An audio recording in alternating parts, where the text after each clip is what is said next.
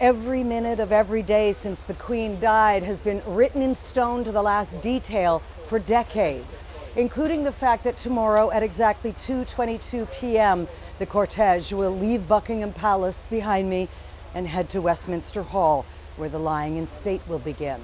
Today I spoke with royal historian Helen Carr about the well-rehearsed blueprint playing out all around us.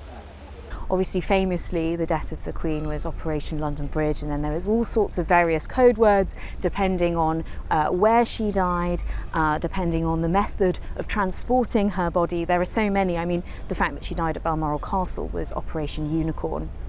And then there was, further workings out as to whether she was going to be transported by train and met by the Prime Minister, members of the royal family at St Pancras, or whether she was going to be flown down. So they've obviously chosen the latter. Faith was so important to her. What do you suggest would be the most important message she would have wanted to convey on her funeral? Togetherness, I think. Unity, togetherness. She was a war child.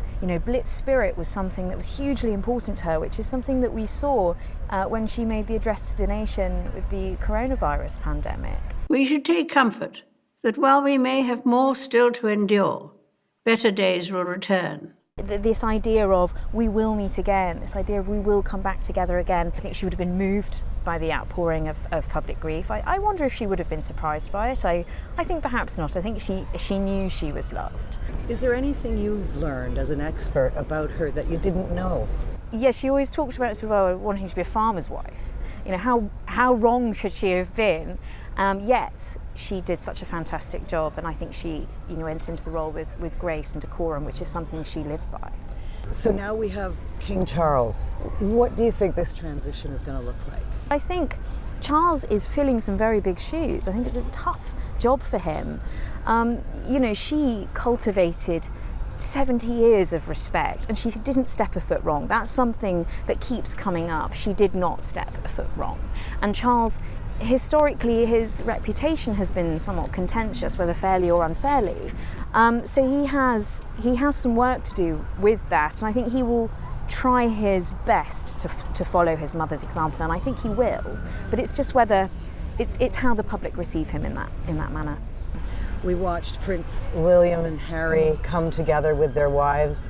Is that reunion lasting? I think they're coming together at the loss of a matriarch. I think she was hugely important in both of their lives. That's evident. I think the way that both princes speak about their grandmother is full of love, and she was very joyful, and I think that especially with the death of their mother, she filled a big role for them, and I think she was a very maternal figure for them. So I do think that this loss will have brought them together.